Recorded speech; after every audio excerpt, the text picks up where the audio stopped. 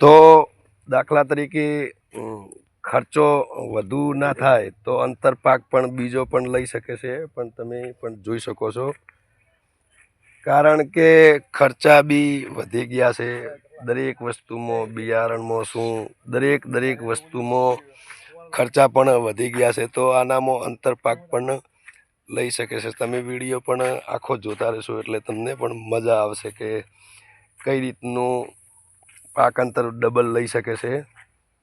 કારણ કે સોળાફળી અમુક ખેડૂતે આગતરી પણ વાવી ચૂકી છે ને બહુ પણ ભાવ મળશે। તો આપણે બીજી ખેતી કરતી બહુ સારું રહે, કારણ કે આ ઉનાળો લગતો આવશે એટલે બહુ લગ્નની મોસમમાં સોળાફળી અને ગારફળી પણ આવશે અને તાજી પણ આવશે। તો એમને બી ફાયદો, ખેડૂતને બી ફાયદો કે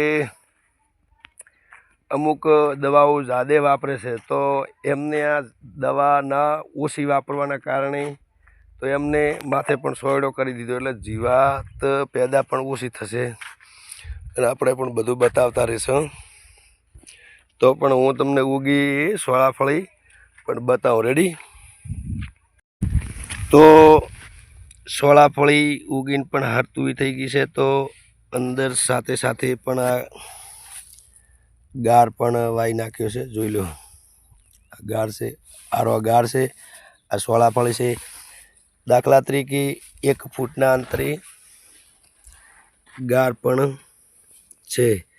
આ સોળાફળી છે, જોઈ લો આ સોળાફળી છે, અહીંયા પણ સોળાફળી આવી, અહીંયા પણ ગાર છે।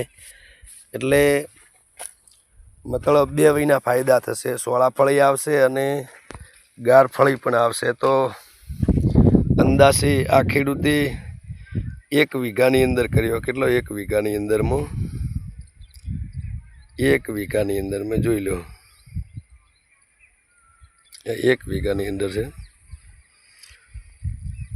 તો ખેડૂત મારું કહેવું તો એટલું જ થાય છે કે જાગૃત થો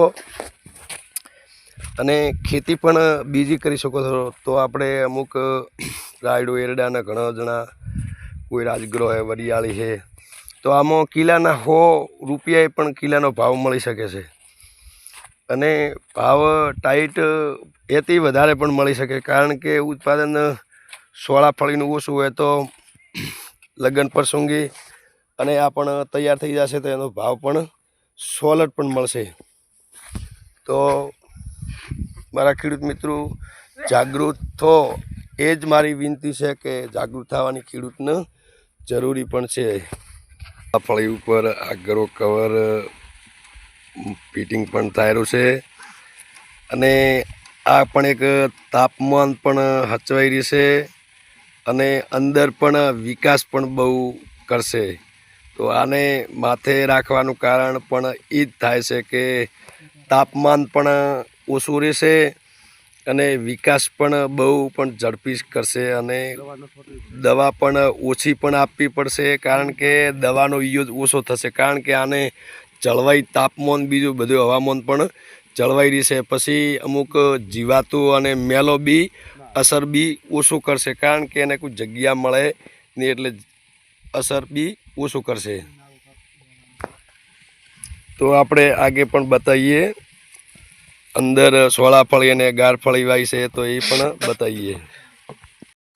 તો આ રીતની સેફટી પણ હોય, એટલે દાખલા તરીકે સવારના વહેલું ના ઉઠાય કે ઢાઢો પર હોય તો પણ જનાવર બી સોળાફળી ગારફળી પણ કાઢે ને પૂરી પણ સેફટી પણ મળી જાય અને મચ્છર પણ પેદા આનામાં ઓછી પણ 100% થાય જ, કારણ કે એની સેફટી બી મળી ગઈ છે। જુઓ,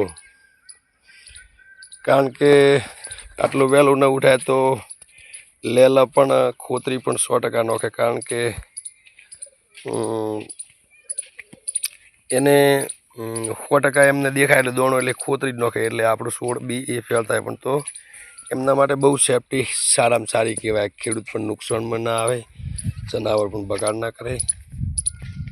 તો જય જવાન જય કિસાન।